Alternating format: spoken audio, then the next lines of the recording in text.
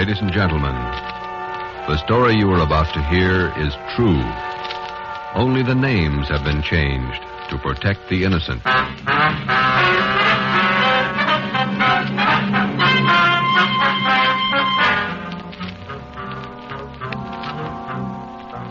You're a detective sergeant.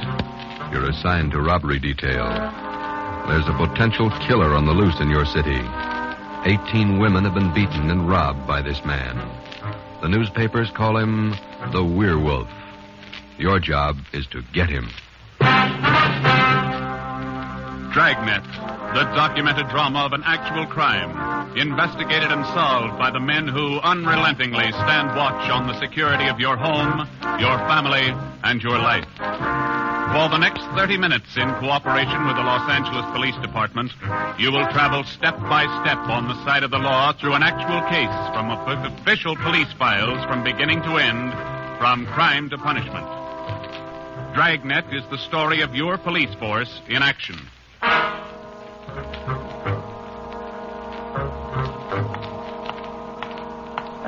It was Thursday morning, February 2nd. It was raining in Los Angeles. We were working the early morning watch out of robbery detail. Detectives in Los Angeles work in pairs. My partner's Ben Romero. He's a sergeant, and so am I. My name's Friday. The boss is Ed Backstrand, chief of detectives. I was on the way back from the teletype room, and it was 3 a.m. when I got to room 27A, robbery detail. Hi, Ben. What's up? Keep your coat on, Joe. Just had a hotshot call. Coming, Skipper? Right behind you. Let's go, Friday. Well, what was it, Ed? Another woman robbed, almost beaten to death. Well, how many does that make? About 18 in 6 weeks. Is that right, Skipper?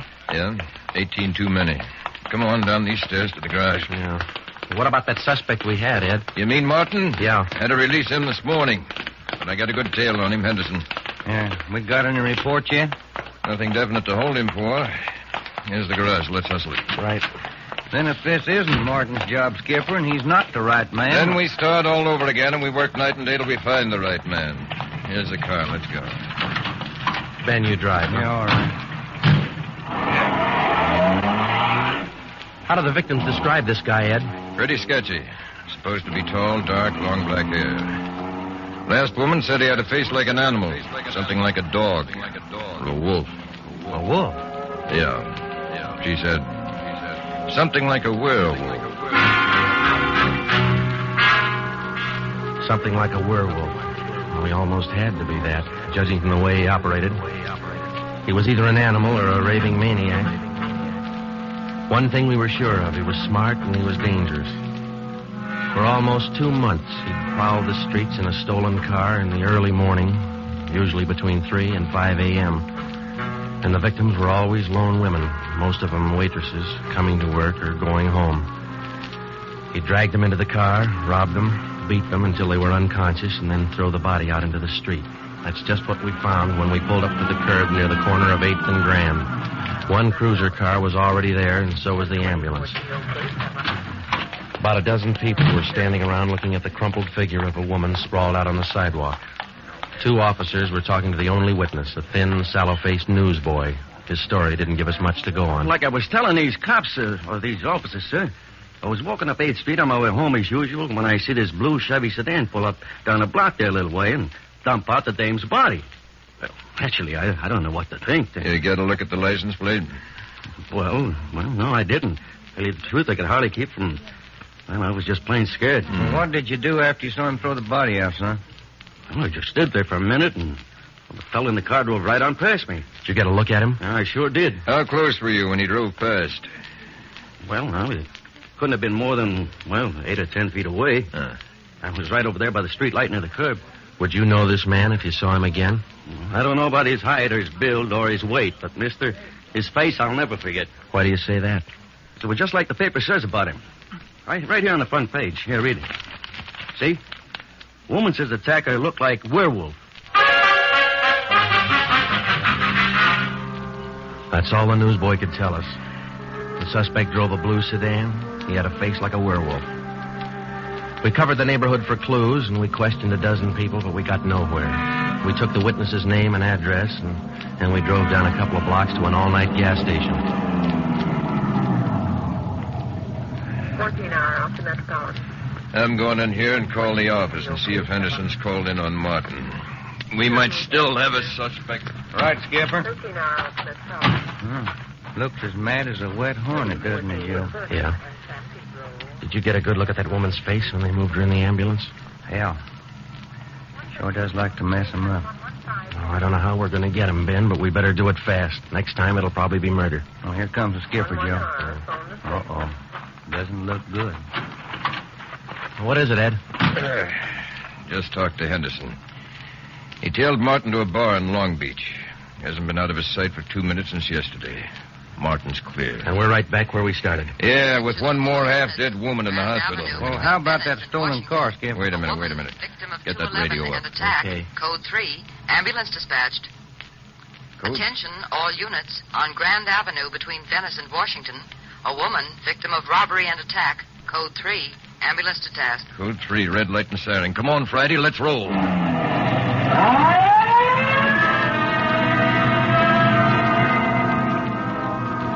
Well, we couldn't be sure, but it sounded like another one. 6 minutes later, we were there. Same story. Werewolf. The next day, the chief ordered the number of cruiser cars doubled in the Central District. This was for the early morning watch with plainclothesmen to back them up. Then the newspapers played it big, and in 2 days, the story was on the front page of every paper in town. Maybe that should have made the werewolf lay low, but it didn't. Because at 4 o'clock that morning, while Ben and I were patrolling with the other cars, he got his 20th victim. Attention, all units. Whittier between Soto and Matthews. A woman, victim of 211, an attack. Code 3, ambulance dispatched. Here's a report on that blue sedan he used the other night, Joe. Found it out on Anaheim Telegraph Road. Any luck with it? Not one fingerprint we can use. Anything else? Nothing. Well, how about the auto theft detail? Same old story, Joe. He steals a car, uses it once, and then drops it. Never leaves a thing behind. Well, that's great. We're sure moving fast. How about that big guy you picked out of the lineup this morning? Oh, I checked his alibi. It's perfect. Now we haven't got even half a clue. Yeah. Well, come on, let's check with Ed. He's instructing the policewomen on a plan for tonight. All right. Now you've heard the report. You understand how the suspect operates and what you're to do. I think so. Remember, all of you forget you were ever policewomen. Change the way you walk, the way you carry yourselves. That's the part you're playing, all right? Okay. And be careful and don't take any chances. All right, Freddie. Okay, Ed. Now, just to make sure you look the part, we're spotting each one of you at different restaurants and coffee shops throughout the Central District. And from 7 o'clock tonight until daylight tomorrow, each one of you is going to be a waitress. You got that? Yeah. Okay, Ben, you want to give them their assignments? Okay, Joe. Well, here's the way it lines up. Marge Kissel at the Top Hat Cafe. That's on 9th Street between Alpharetta and Westlake. Okay. And Katie Welch, Joe's Coffee House, Brooklyn, Soto. Right.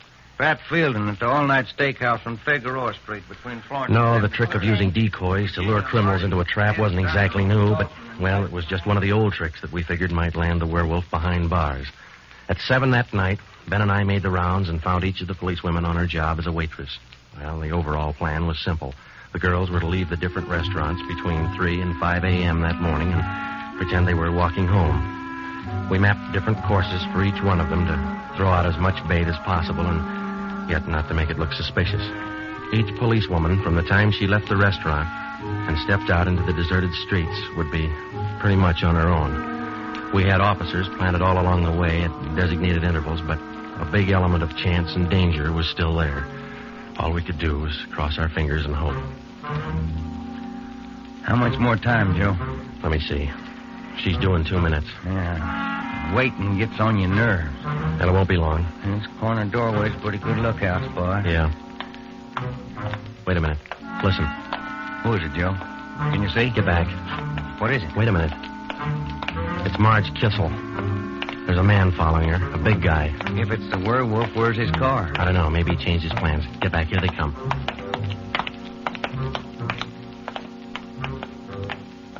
You get a look at him, Joe? Oh, pretty good. Not too suspicious. Might be coincidence. Well, I got a pretty good lead. Come on, let's go. Stay back in the shadows.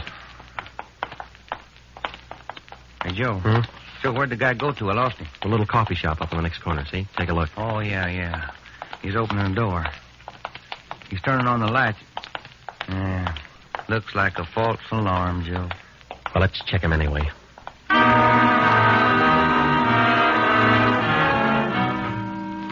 Well, I didn't think we'd be that lucky on the first try, and we weren't. We asked the man a few questions, and it didn't take him long to show us he wasn't our man. He owned the coffee shop. So Ben and I went back and took up our posts again and waited for the next decoy. We covered that 10-block course 6 times that morning, back and forth, following the bait, but it was almost as if the guy could sense a trap. Not once did we get a nibble. By the time our last decoy finished the route, it was almost daylight. Joe, I never was so glad to see that sun come up in my whole life. My feet feel like they're puffing right up out of my shoes. Yeah, me too.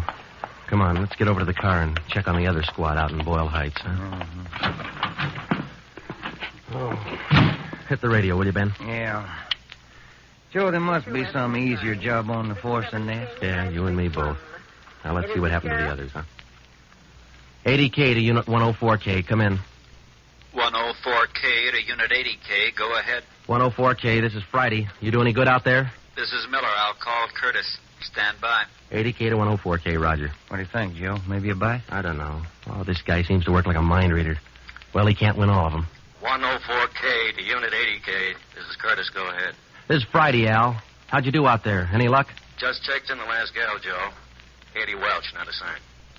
Okay, Al. Have the men check in. 80K clear. KGPL. Okay, let's go, Ben. When we finally got back to the office that morning, both Ben and I were ready for some sleep, but it didn't look like we were going to get it. We just about finished going through the overnight reports for some kind of a lead when the phone rang. Robbery Friday. Hi, Joe. This is Wilkerson, auto theft. Hi, Wilkie. You got something for us? Not much, Joe, but it might work into something. Just got a report in on a pair of stolen license plates. Oh? Yeah. I'm not much of a hawkshaw, but I figure there's just a chance it might be your werewolf boy. How come? I don't know. Maybe just a hunch. After 13 years in this business, you get to know thieves pretty well. Sometimes you got to even think like them. Okay, Wilkie, thanks. We'll check by in a couple of minutes. Right, Joe. What do you have to say? Pair of license plates stolen last night. Wilkie's got a hunch it could have been our man. Well, might be an angle, Joe. If that werewolf guy'd hang on to one car long enough, we'd have a chance at him. Well, he's too smart for that. I don't know, Joe. Sooner or later, he's going to make a mistake. Yeah. Come on, let's check with Wilkie. Well, we checked with Wilkerson. We got the best piece of news we'd had in days. On the average, 95% of stolen cars are recovered or located within 24 hours. In the remaining 5%, Wilkerson, by a simple process of elimination, narrowed down the number of cars the suspect might be driving. Wilkie figured 6 cars. There they are. Now, I bet you if you picked up your man tonight, he'd be in one of these cars. Let me see, huh? 2-door black sedan, yellow convertible, another sedan, green, blue coupe, black coupe, and a gray convertible. Well, that's good work, Wilkie. At least we got something to look for now. Yeah, you're right, Joe. Wilkie, you got the numbers of those stolen plates you're talking about? Yeah, right here, Ben. They're already on the hot sheet. Good. Keep us posted, huh? As usual, Ben. See you later, Wilkie. Well, that's a good break, Ben. Something to keep us busy tonight. Tonight? What do you mean? We're setting another trap. Same thing as last night. Same police women, same everything. Yeah, only this time let's hope he steps into it. You know, Joe, this werewolf character's getting me mad.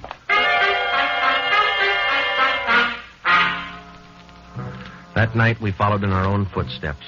We planted the policewomen decoys in 3 separate districts, and a few minutes before 3 a.m., our squad of men took up their positions. The same policewomen went to their waitress jobs in the same restaurants, and Ben and I and the rest of the men stood in darkened doorways or empty filling stations or whatever cover we could find. And we waited and waited. What time is it, Joe? Let me look.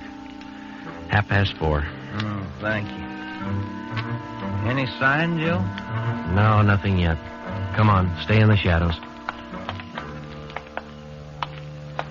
That's the way it went all through the early morning. The same plan over and over again until daylight. Ben and I'd check in at the station, go over the late stolen car reports with Wilkie, catch a few hours sleep at home, and then come back and do it all over again. The next night, and the next morning, and the night after that, and the morning after that. 5 days later, Ben and I were ready to call it quits. I'll admit it, Joe, I can't figure it. The guy's either psychic or else he can smell a cop a mile away.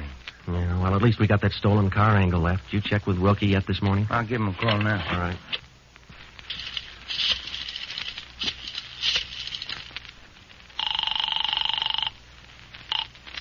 Auto theft, Wilkerson. This is Ben, Wilkie. You got anything for us this morning? Yeah, I was just going to call you.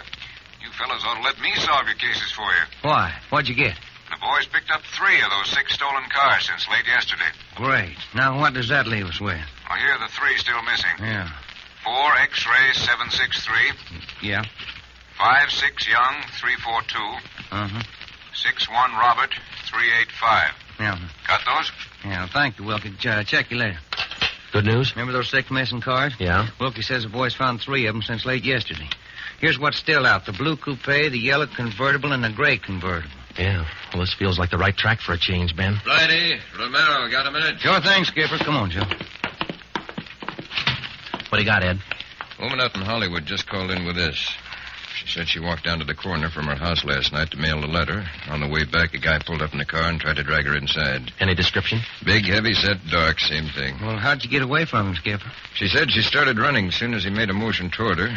When he saw her run up the steps of her house, he jumped back in the car and took off. Well, how come she didn't call in before this? She hasn't got a phone. She's afraid to leave the house again until this morning. Sounds good, Chief. You got her address there? Here you are. Mrs. Tom Burdick, 1237 Wilcox, apartment 10. Come on, Ben. This might be what we're looking for.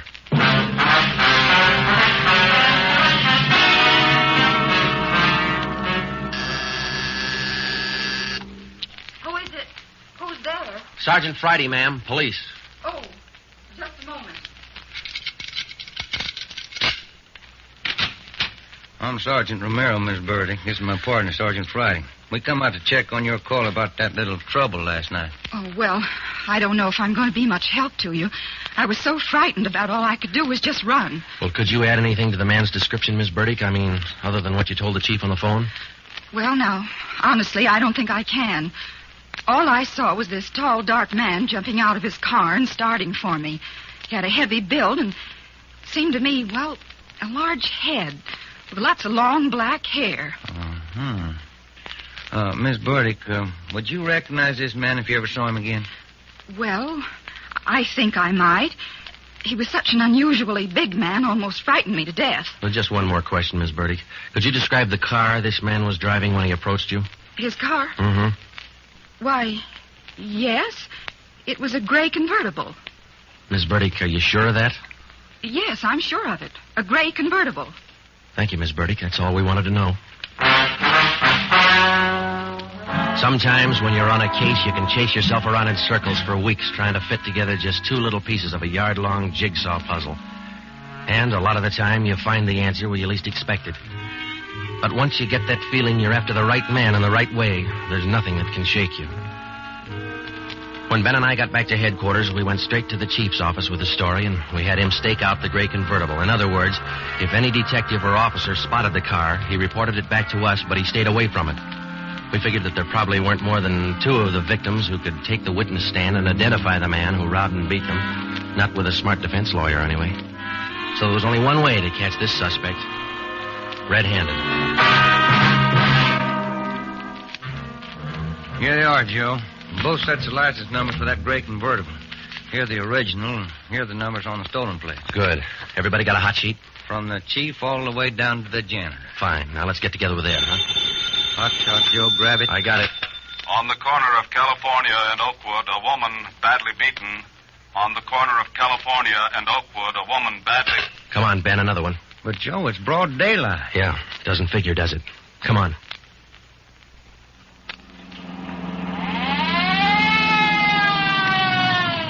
That vacant lot over there, Joe. 2 plainclothesmen and uniformed officers were keeping the crowd back. An ambulance was drawn up by the curb, but it was empty. When we got down to the rear of the lot, we found out why. They were waiting for the coroner. The woman was young, not much more than 30. Her body was half sprawled across the muddy ground, and her face was turned upward. It had been badly beaten. They figured it happened last night, Sergeant. Have the fingerprint men been notified? Yeah. How about the crime lab? Just called them. That's good. Now let's keep everybody out of the area till they get here. All right, Sergeant. Who found the body? One of the kids in the neighborhood. The woman was dead when he found her. Did she live around here? About a half mile away. I hear she's got 3 kids. Or she had 3 kids. Uh-huh. You seen enough, Ben? Yeah. Let's get on back to headquarters.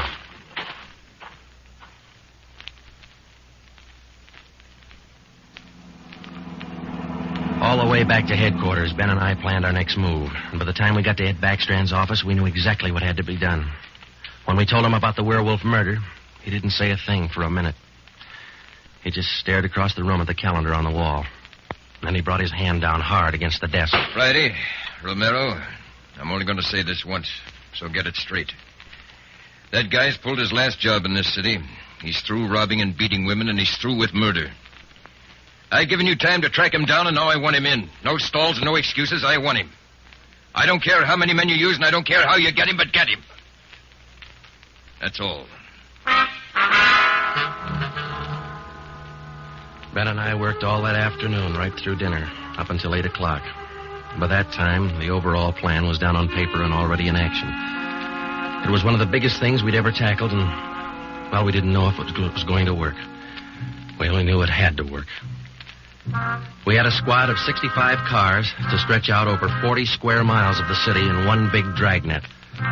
The blockade itself would be stationary most of the time, and working inside it would be 2 cars, 14 policewomen as decoys, with 2 plainclothesmen assigned to watch each policewoman. If and when the Werewolf was sighted in the gray convertible, we'd automatically take over the police radio for the whole city, and Backstrand would direct the chase from headquarters. A little after 8, we had coffee and hamburgers, and we went to Ben's for a few hours. Ben tucked his kid in bed as usual, and then he laid down for a nap. I talked to his wife until I dozed off in the chair.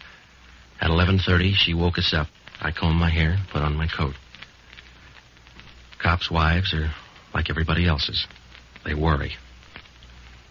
When we met Ed at headquarters, we did some last-minute checking on details with Backstrand for about a half an hour, and then we were all ready to go. By 5 minutes past 2, half the Dragnet crew pulled out of the police garage and scattered over the city to their places. By 2:35, the other half pulled out, and a few minutes later, Ben and I followed. At 3 minutes to 3 that morning, Backstrand took over communications and checked every car in the operation. It was a good start. Every man in his right place by the right time. The trap was set. All we needed now was to find our suspect, the Werewolf, inside. Control 4 to Unit 80K. Control 4 to Unit 80K. 80K to Control 4. Go ahead. This is Backstrand standing by. 80K, roger. Clear. KGPL. Okay, Ben. Now let's go find him. I got a hunch, Joe. Let's try the Wilshire district first. Sounds all right to me. Let's go.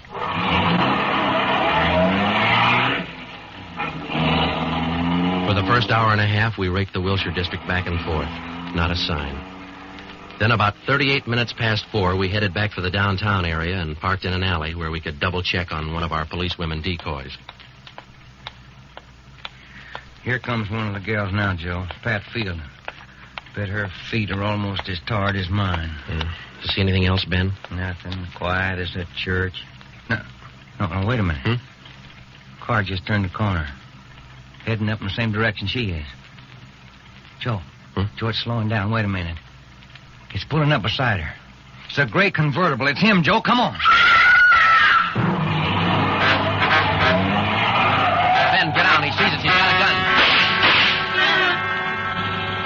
You all right, Ben? Yeah, look at that guy take off. 80K to Control 4. 80K to Control 4. We've spotted the suspect. He's driving a gray Ford convertible, license 61 Robert 385. Suspect's headed east on Olympic from Alameda, driving without lights. Suspect is armed. He had a fast car and he knew how to drive it. We almost lost him twice. 2 minutes after we sighted him, Backstrand took over full radio control. Control 4 to Unit 80K. Your location? 80K to Control 4. We're traveling at a high rate of speed, headed east on Olympic, crossing Soto Street. Control 4 to all units. Stand by. Units 11A, 12, and 13R close in on the intersections at Olympic and Lorena. Units 41, 42, 45, and 104K move on the next 4 crossings east of that.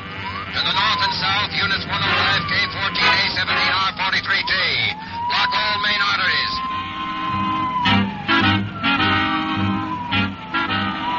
In the next half hour, the 65 cars in the Dragnet had pulled in like a noose around a 5-mile area.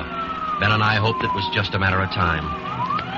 Unit 80K to Control 4. Control 4 to 80K, go ahead. He's headed north on Fresno Street, crossing Whittier Boulevard. Attention all units.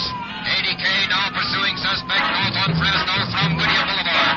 Units 15, 105K, 11R, and 18A block off the intersection on Fresno and 4th. Hey, Ben, up there ahead. What's he trying to do now? Look, he's turning around. Yeah, and he's coming right for us. Watch it, Joe. Look out! Pretty close. 80K to control 4. Both on ADK, go ahead. Exchanging shots with suspect. Watch it, Ben. Here he comes again. Sure likes to use that gun, doesn't he? Sure does. Hey, Joe, look. Look, he's turning east. He's running for Hollenbeck Park. Yeah, 80K to control 4. Control 4, go ahead. Suspect just drove up over curb and into Hollenbeck Park. Control 4 to all units. Control 4 to all units. Converge on Hollenbeck Park. Suspect is in the park. He's armed. Use caution. Code 3.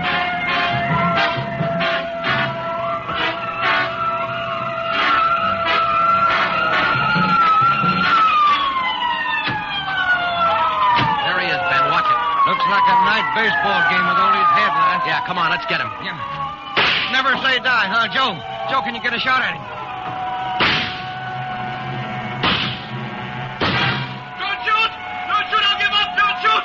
Then step out in the open and get your hands in the air. All right, I give up, but don't shoot! You're a brave kid. Yeah, come on.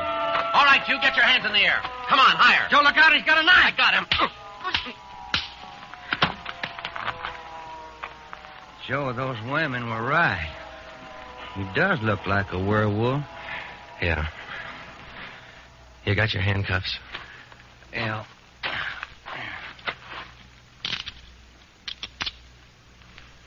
Okay.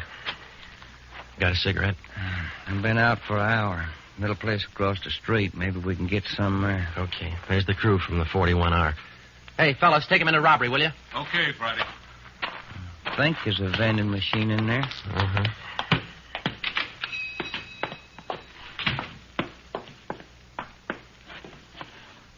Say, you got some change for the cigarette machine, mister? I think so.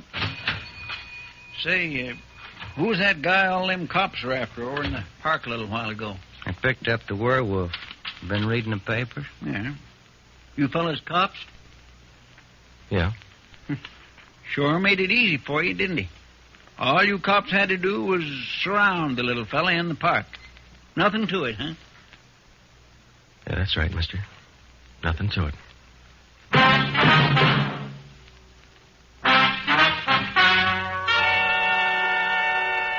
The story you have just heard was true. Only the names were changed to protect the innocent. Walter Barton, known as the Werewolf, was tried and convicted and is now serving a full life sentence at the state penitentiary.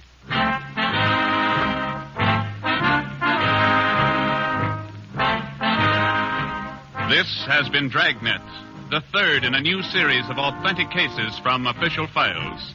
Technical advice for Dragnet comes from the office of C.B. Horrell, Chief of Police, Los Angeles Police Department. Tonight's program is dedicated to Sergeant Mario Victor Dairo of the Los Angeles Police Department, who, on the morning of January 1st, 1943, gave his life so that yours might be more secure.